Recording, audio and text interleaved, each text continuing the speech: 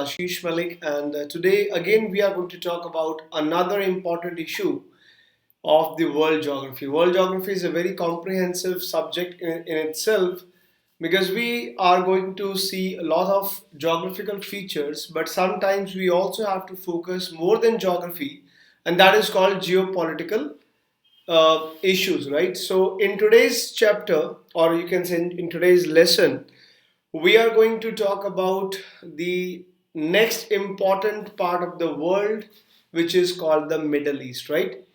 So far, we have done about North America, we have done about South America, and we also had a discussion on what you say is the Africa.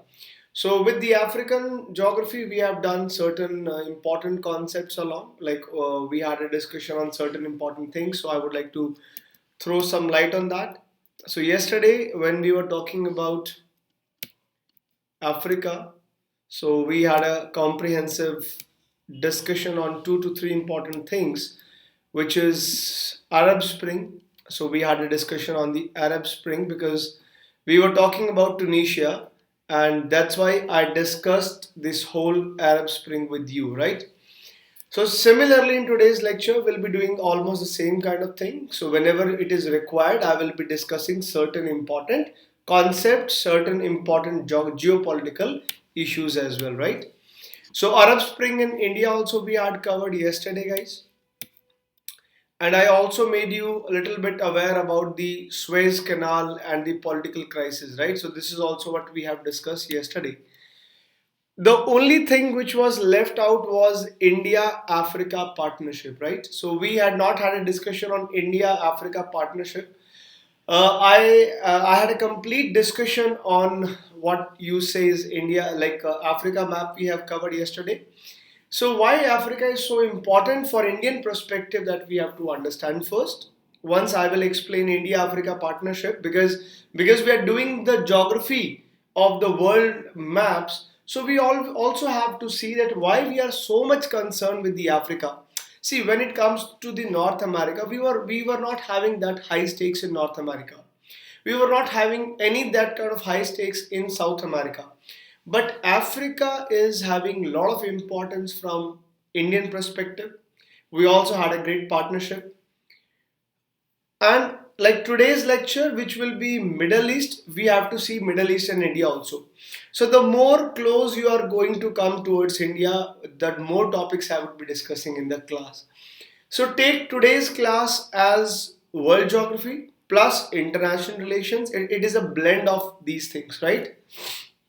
Hi Sakshi Yadav, hi Nipun Goel and Nihit Kumar. So it's going to be a combination of all these two to three subjects. So whatever we are going to discuss, that will be really important for your GS2 subject as well, and definitely it will be helpful for GS1 also. So try to make a blend of all these. So let's talk about India Africa partnership first, right? Is it connected with the yesterday topic? Yes, Nate. So I hope you have covered yesterday's recording. You have watched yesterday recording. So India Africa partnership is with that. Now we'll start today's topic. So if you go by the introduction, you should know that Africa is world's second largest continent, both in terms of land and population, with 55 countries, which account for approximately 15% of the world's population, right? Number one is Asia, of course, both in terms of land and in terms of population. Number one is Asia, and Africa is number two. So definitely, guys, we have to see. We should not be just seeing 55 countries. We should be thinking as 55 trade partners, isn't it? We have to see as 55 trade partners for India. And 15% of all world population is the potential customers of Indian products. They are the potential customers. So India and Africa, we India and Africa, they have a long and rich history of interaction marked by cultural, economic, political exchanges based on the principle of South cooperation. And it's not something which we have started just now. India and Africa, they both these countries have seen a lot of historic relations, cultural, economic, political. But in the recent years, a number of steps have been taken to strengthen these relations, right? So speaking at the valedictory session of the National Conference of India Africa relations in changing global order, Vice President Venkaiah Naidu has recently said that India and Africa, they have a lot of common interest and both have vital stakes in each other's progress. So recently, especially this particular government and even the previous governments, we have been emphasizing a lot on African countries. So foundations of India-Africa relations were actually laid by Mahatma Gandhi. According to Mahatma Gandhi, there will be a commerce of ideas and services and not of raw material and goods like imperialistic power. So the present government continues to take this approach as a foundation when it comes to India's African policy. Whenever we have to talk about India-Africa relations, so these ideals which are put forward by Mahatma Gandhi, they are considered to be the standard one, and we always focus on that. We keep that in mind while making the policy with the Africa. So let me tell you guys why Africa is so much important, right? Why it is so much important. Let's talk about the geostrategic reason first. So Africa is critical to India's security, especially when it comes to the Horn of Africa. You guys remember Horn of Africa region we had done yesterday, guys, because of its proximity with the India. So look at this map once, guys. We had a discussion of Horn of Africa. So look, this is the Horn of Africa. This is called Horn of Africa. Somalia, Ethiopia, Djibouti, Eritrea. These four countries are majorly considered, these collectively called the Horn of Africa. And I told you guys this region is very infamous for piracy. It is a very infamous for piracy. So, and because that region is very near to India, because after that Indian Ocean starts. So because of its proximity, we are having very much concerns. So this is when it comes to the geostrategic region of the Africa. The threat of radicalism is there, piracy is there, organized crime emerged from this region. The major threats that India is having from Horn of Africa is radicalism. We are always skeptical because some kind of radicalization of Indian youth can happen from this reason. So radicalism is there, piracy threat is there, and organized crime threat is there. So that makes it important from geostrategic point of view. Now if you take example of importance in terms of economic factor, so Africa can actually help us in diversifying our energy sources, which is one of the stated objective of our integrated energy policy. Africa contains rich reservoir of valuable materials, metals including gold and diamond, and you know how much India is dependent on international imports when it comes to gold and diamonds, right? So India is a huge market of gold and diamond, and Africa has a lots of huge market Africa has as a resources. So if both collaborate, demand and supply could be balanced. And Africa also provides a space for Indian investment. 55 countries, I told you, 55 potential trade partners they are, and that provides us a space for Indian investments. And Africa has ample agriculture land which can address India's food security. So India is looking at leasing the land in Africa to overcome the land deficit that we face in terms of arable land. See, India today does not have enough land, or probably you think down the line 50 years from now. So India is developing at a much rapid pace than Africa. We all agree to this, isn't it? So India is actually progressing, developing at a much higher pace than Africa. So clearly guys, we will be needing land for the cultivation in future also. So today we are 140 crore, we are going to be 163 soon, we are going to be 170 crore soon. So for that kind of food security, India has already started looking, India has also already started leasing the land from Africa. So India will do its cultivation on Africa, and from there it will bring back the grains. You understand? So this is like renting land in Africa, doing the cultivation and taking the product. So this is how these are the plans which India see in terms of economy. Would it not cost much? It might cost a little bit more than we do in domestic, but it is much better than entirely importing grains from other countries without cultivating from there. Understood, Nate? If you don't, even if you don't rent and import your own stuff, and if you completely rely on others, so that will be definitely costly. So let's say the cost is more what we produce domestically, but not as high as purely dependent on that. And one more thing is there. It's not just about the cost.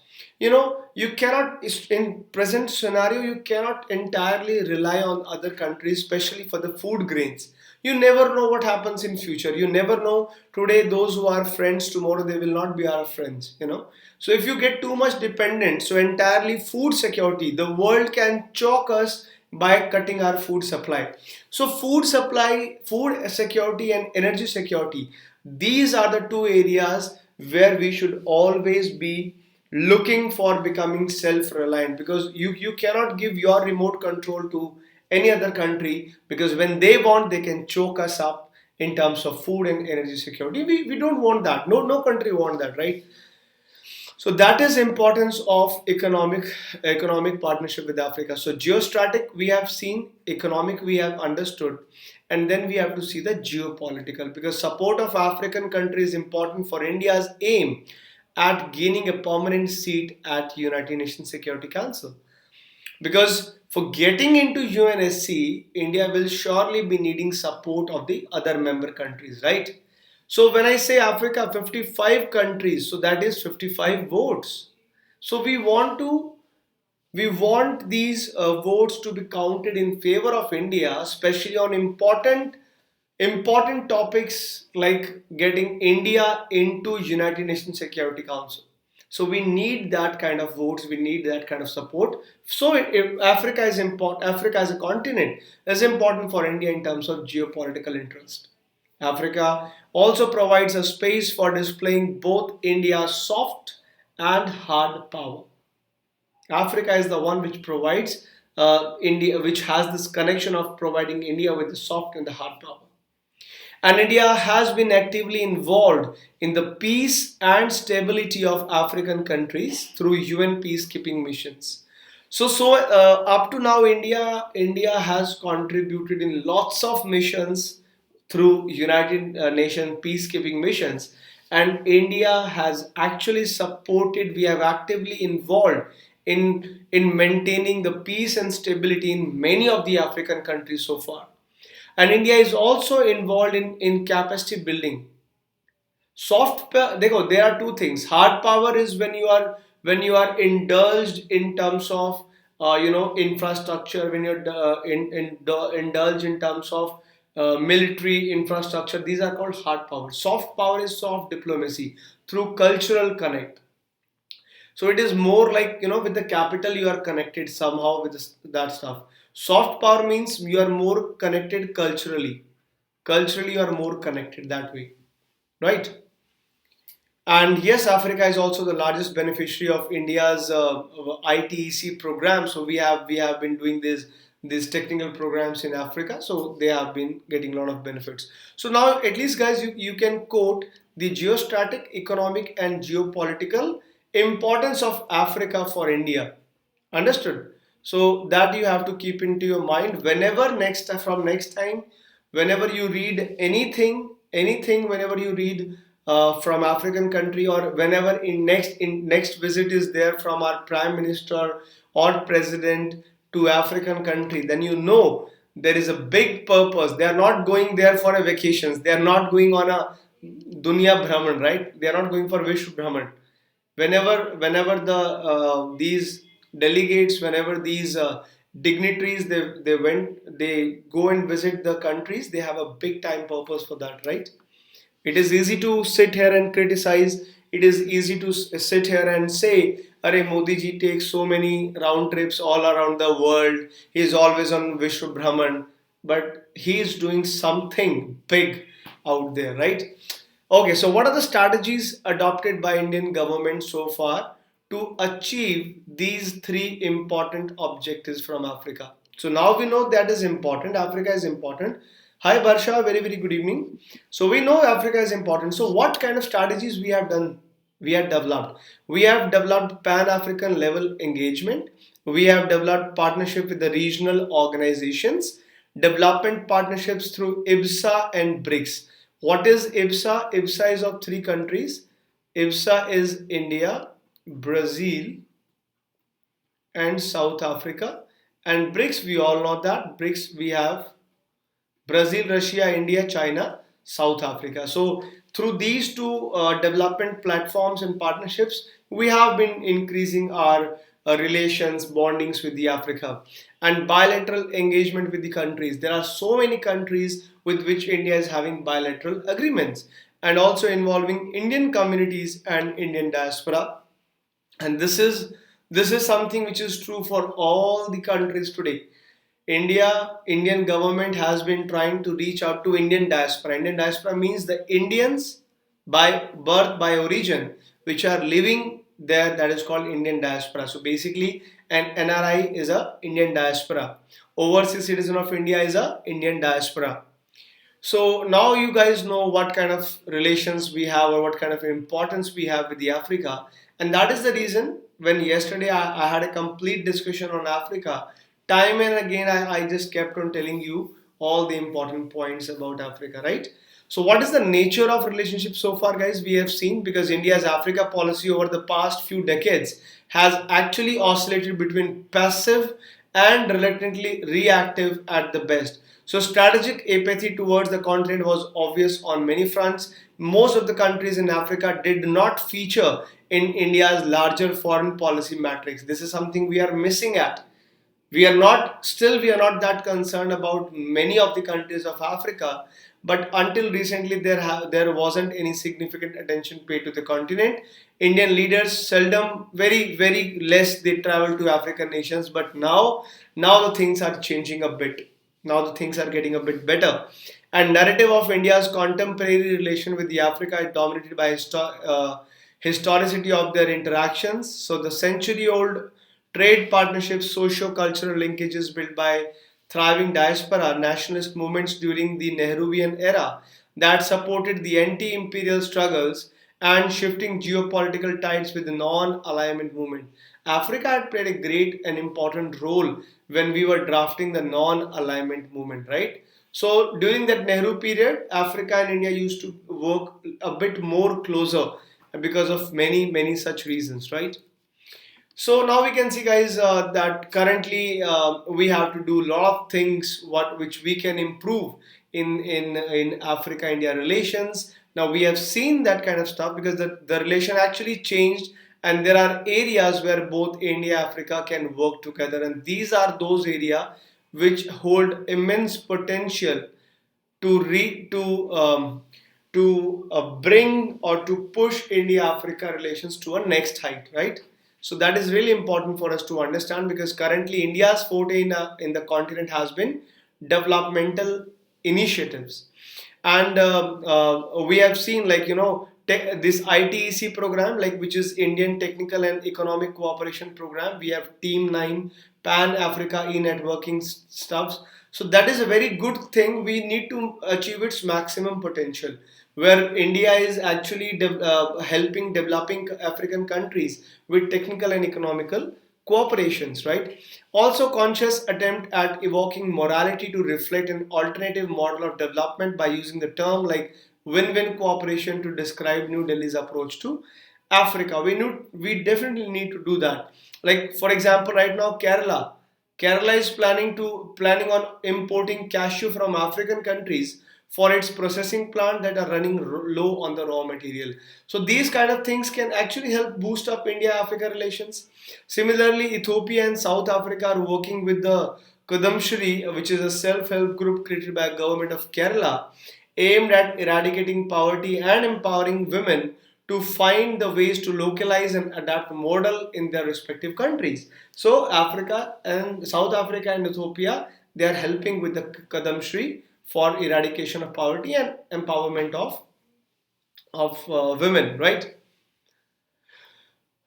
Second point is what I'm trying to say, that India's approach towards Africa or Africa's approach towards India, both time they have to be both of the parties have to see a win-win cooperation, like without any much doubt on each other intention. We have to evoke morality first we have to trust each other a little bit more, and then we have to find whatever the constraints are there, Nihit, whatever the constraint, the bottlenecks are in today's politics, we have to go beyond them. We have to find win-win kind of cooperation. We have to create a win-win kind of situation. That's what I'm trying to say, right, guys?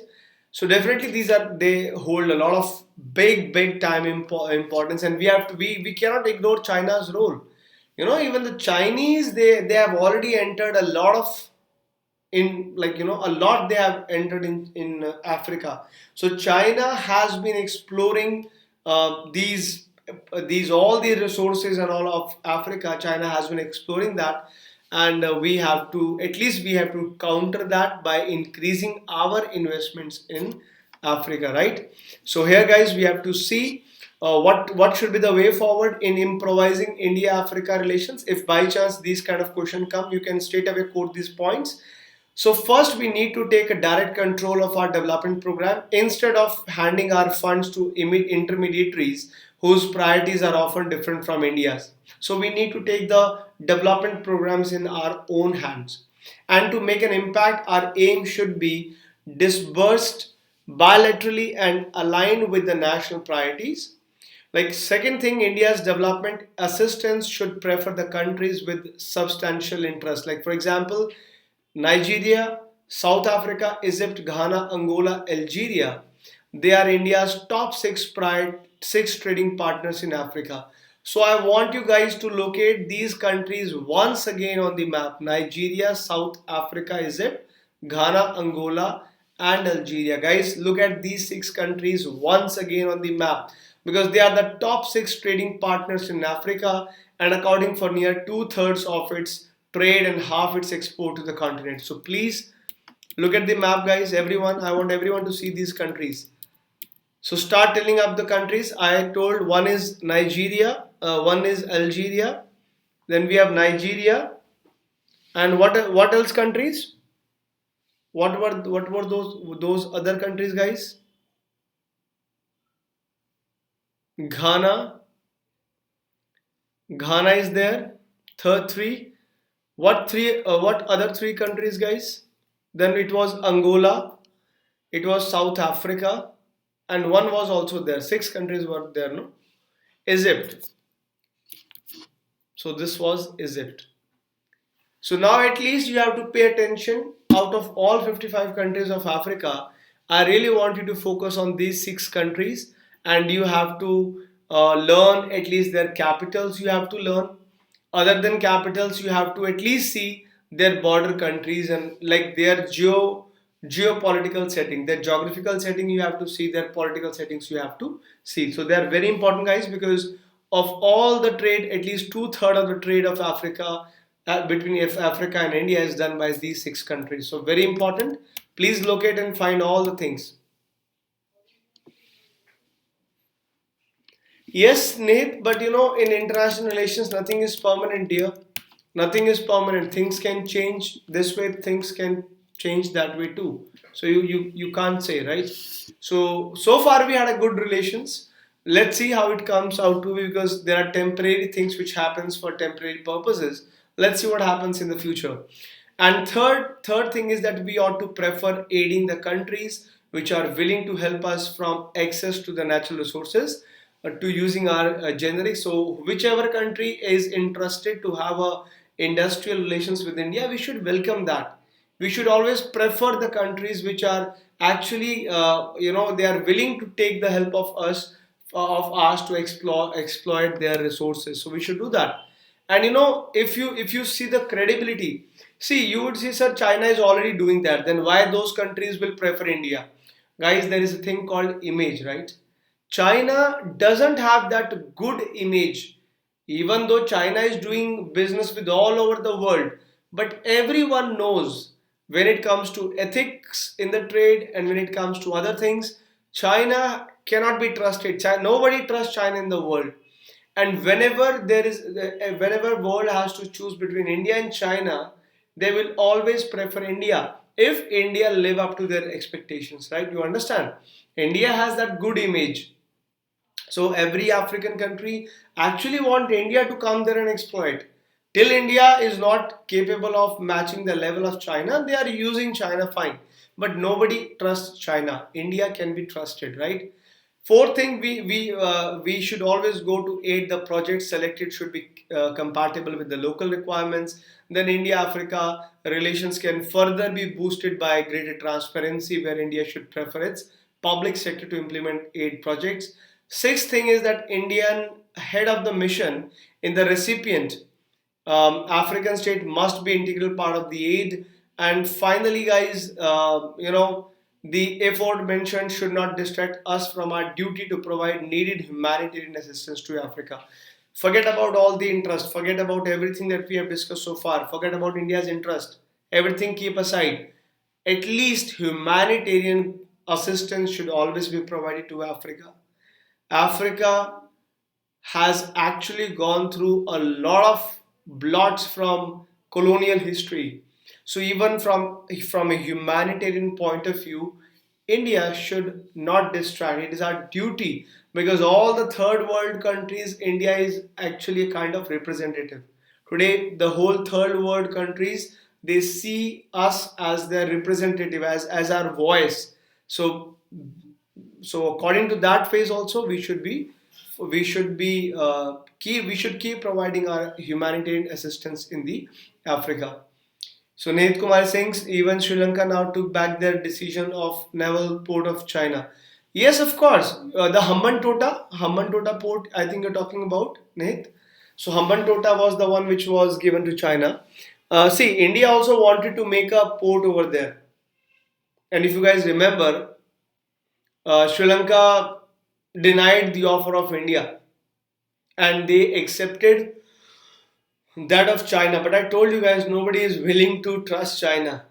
Understand? Okay, so guys, that was about India and Africa, which was leftover part. So now we have to see today's point of discussion, which is Middle East. Guys, please tell me in the comment section box if you have any doubt about India-Africa relations.